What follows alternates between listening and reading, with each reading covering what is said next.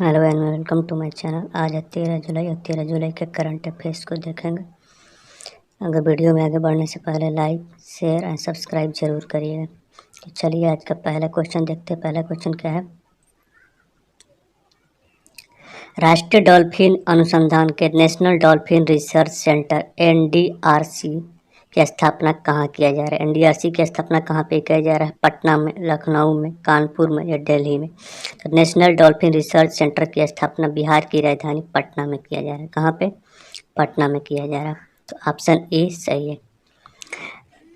बहुप्रतिष्ठित राष्ट्रीय डॉल्फिन अनुसंधान के national dolphin research centre NDRC जल्द ही पटना में स्थापित किया जाएगा। इस अनुसंधान केंद्र स्थापित करने की प्रक्रिया शुरू हो चुकी है। इस अनुसंधान केंद्र का खुलना लुप्तप्राय गंगा नदी, गंगा डॉल्फिन, गैंगस्टिक रिवर डॉल्फिन के संरक्षण की दिशा में एक बड़ा कदम। अनुसंधान केंद्र स्थापित करने के लिए गंगा नदी के किनारे पटना विश्वविद्यालय के परिसर में 4400 वर्ग मीटर भूमि पर NDRC का निर्माण किया जाएगा। बिहार शहरी विभाग ने गंगा में 200 मीटर की दूरी पर NDRC के भवन के निर्माण को पहले ही मंजूरी दी है। अगला क्वेश्चन है, यूरो 2020 का खिताब किसने जीता? यूरो 2020 का खिताब किसने जीता है? इटली ने, इंग्लैंड ने, डेनमार्क ने, जर्मनी ने। तो यूरो 2020 का खिताब इटली ने जीता है। किसको? इंग्लैंड को हराकर। इटली ने जीता है इंग्लैंड को हरा। तो ऑप्शन ए सही है। कौन सही है? Option A. इटली की फुटबॉल टीम ने यूरो 2020 का खिताब जीत लिया। फाइनल में इटली ने इंग्लैंड को हराया। निर्धारित समय में दोनों टीम 1-1 के बराबरी पर रही। इसके बाद से पेनल्टी शूटआउट में इटली ने इंग्लैंड को 3-2 से हराया। इटली ने इंग्लैंड को पेनल्टी शूटआउट में 3-2 से पराजित किया। इस प्रतियोगिता का आयोजन 11 जून से 11 जुलाई 2021 तक किया गया था। इसका आयोजन 11 देशों की शहरों में 11 शहरों में किया गया।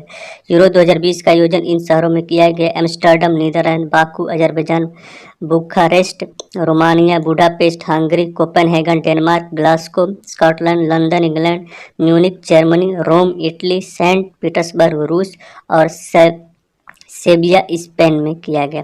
यूरो 2020 से भाग लेने वाली टीमें इस प्रकार के कौन कौन टीमें भाग लेती है? ऑस्ट्रेलिया, बेल्जियम, क्रोएशिया, चेक गणराज्य, Denmark, England, Finland, France, Germany, Hungary, Italy, Netherlands, North Macedonia, Poland, पुर्तगाल, रूस, Scotland, Slovakia, Spain, Sweden, Switzerland, तुर्की, यूक्रेन और वेल्स हैं। भाग ले इतने जो है देश है जो कि यूरो कप 2020 में भाग लिए। और यूरो कप फुटबॉल में क्या होता है? किसने जीता? इटली ने किसको हराया? इंग्लैंड को हराकर टूर्नामेंट का फाइनल मैच जीता है पेनाल्टी शूटआउट में 3-2 से।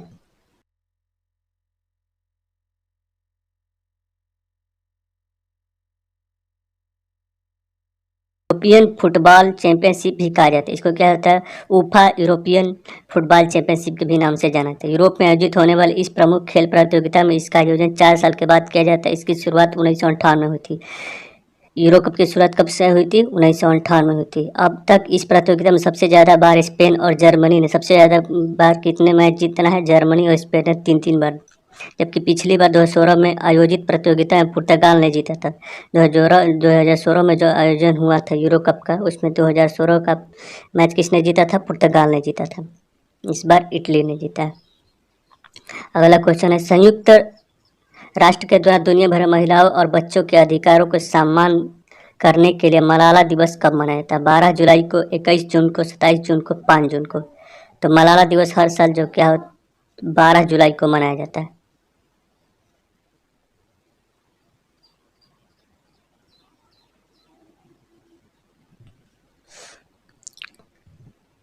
12 जुलाई को संयुक्त राष्ट्र के द्वारा दुनिया भर में महिलाओं और बच्चों के अधिकारों का सामना करने के लिए मलाला दिवस मनाया जाता है। मलाला यूसुफजई एक पाकिस्तानी कार्यकर्ता है। मलाला यूसुफजई 2012 में लड़कियों की शिक्षा की वकालत करने के बाद तालिबान बंदूकधारियों ने मलाला को सिर में गोली मार दी थी। वह जल्द ही रिकवर हुई और हमले के बाद बावजूद लड़कियों के अधिकारों के लिए अपनी वकालत जारी रखी। मलाला ने मलाला फंड की स्थापना की। यह गैर सरकारी संगठन है जो युवा लड़कियों के स्कूल जाने में मदद करता है। उन्होंने MIM मलाला पुस्तक का एक सह लेखक भी किया है। मलाला ने 2009 में BBC में लिखना शुरू किया। वह 11 वर्ष की थी तब से उन्होंने अपने नियमित स्कूल जीवन में एक ऐसे युग के दौरान साझा किया जब लड़कियों को स्कूल में प्रतिबंधित किया जाता था। अगला क्वेश्चन है, विंबलडन में जूनियर चैंपियनशिप का खिताब अपने नाम किया। विंबलडन में जूनियर चैंपियनशिप का खिताब किसने जीता है? विक्टर लिलो ने, समीर बनर्जी ने, प्रीट स्प्रास ने या इवान लैंडर ने। तो किसने जीता है? समीर बनर्जी ने जीता है। विंबलडन जूनियर चैंपियनशिप का खिताब किसने जीता है? समीर बनर्जी ने। तो ऑप्शन बी सही है। भारतीय मूल के अमेरिकी टेनिस खिलाड़ी समीर बनर्जी ने 11 जुलाई 2021 को इतिहास रचते हुए विंबलडन जूनियर चैंपियनशिप का खिताब अपने नाम कर लिया है। समीर बनर्जी 1 घंटे 22 मिनट तक चले फाइनल में हमवतन विक्टर लिलो को सीधे 7-5, 6-3 से के अंतर से मात दी। इस जीत के साथ ही समीर ने खुद को रोजर फेडरर, स्टीफन एडवर्ड, गेल मोफिल्स जैसे दिग्गजों के एलिट ग्रुप में शामिल किया। समीर के सामने लिलो एक बार भी खेल में हावी नहीं हो पाए और आसानी से दोनों सेट गंवा दिया। हालांकि पहले सेट में लिलो ने थोड़ा सा दम जरूर किया, लेकिन दूसरे सेट में वो पूरी तरह से बेबस नजर आए और उन्हें हार का सामना करना पड़ा। अगला क्वेश्चन है, हाल ही में ट्विटर ने भारत में अपना शिकायत अधिकार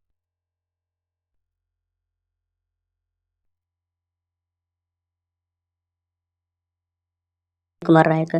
तो हाल ही में ट्विटर ने अपना शिकायत अधिकारी विनय प्रकाश को नियुक्त किया है। तो ऑप्शन सी सही है। सरकार के साथ तनाव के बीच ट्विटर ने भारत में ही निवासी शिकायत अधिकारी पद नियुक्त विनय प्रकाश को नियुक्त किया। कुछ ही दिन पहले ही कंपनी ने मुख्य अनुपालन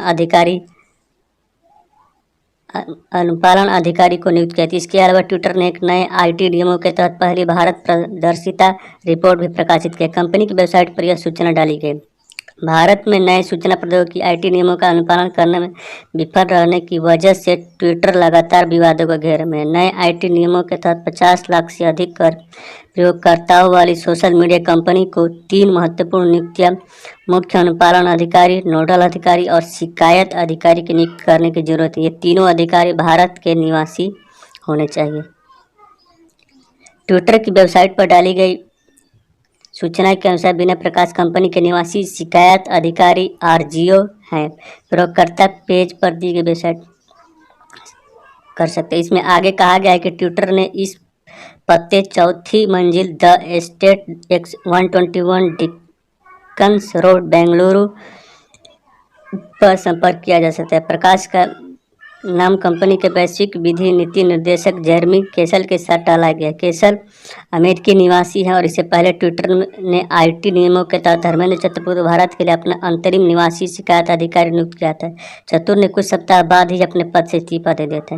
कैलिफोर्निया में स्थित जेरमी केसल को भारत का शिकायत समाधान अधिकारी बनाया गया था, लेकिन वह नियुक्ति आईटी नियमों की जरूरतों को पूरा नहीं कर सकती। इसमें नियमों के तहत शिकायत अधिकारी, मुख्य अनुपालन अधिकारी और नोडल अधिकारी भारत का निवासी होना चाहिए।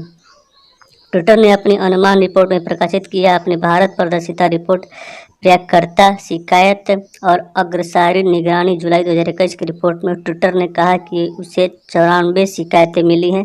26 मई 2021 तक 25 जून 2021 दौरान उसमें 33 यूआरएल पर कार्रवाई की है। कितने? 133 यूआरएल पर कार्रवाई की। अब ट्विटर के बारे में देख लेते हैं। ट्विटर की स्थापना कब हुई थी? 21 मई 2006 को सैन फ्रांसिस्को कैलिफोर्निया संयुक्त राज्य अमेरिका में, यूएस में। कब स्थापना हुई थी? 21 मार्च 2006 को। इसके सीईओ क्या हैं? Jack Dorsey. मुख्यालय सैन फ्रांसिस्को कैलिफोर्निया संयुक्त राज्य अमेरिका में। स्थापना Jack Dorsey, Evan Williams, Biz Stone और नोह ग्लास ने मिलकर क्या ट्विटर की स्थापना की थी। अगला क्वेश्चन, हाल ही में जिस अभिनेता एवं लोकप्रिय मिमिक्री कलाकार का 68 वर्ष की उम्र में निधन हो गया, तो किसका निधन हुआ? मल्लिका साराभाई का, अनीता रत्नम का, एसके सरोज का या माधा मोंघे का? तो ऑप्शन डी सही है। माधा मोंघे का हाल ही में 68 वर्ष की उम्र में निधन हो गया। अगला क्वेश्चन है, पोलैंड में भारत की अगली राजदूत किसे नियुक्त किया गया था? पोलैंड में तो भारत की अगली राजदूत किसे नियुक्त किया गया था? राहुल श्रीवास्तव को, नव तेज सरना को, टीपी सीताराम को या नगमा मलिक को?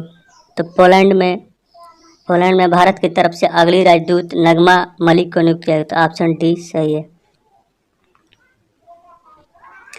अब पोलैंड के बारे में देख लेते हैं। पोलैंड की राजभाषा क्या है? पोलिश। पोलैंड की राजधानी वार्सा। राष्ट्रपति क्या है? एंड्रेज डूडा और मुद्रा जो है जलाटी। पोलैंड की मुद्रा क्या है? जलाटी और इसकी राजधानी क्या है? वारसा। राजधानी क्या है? वारसा।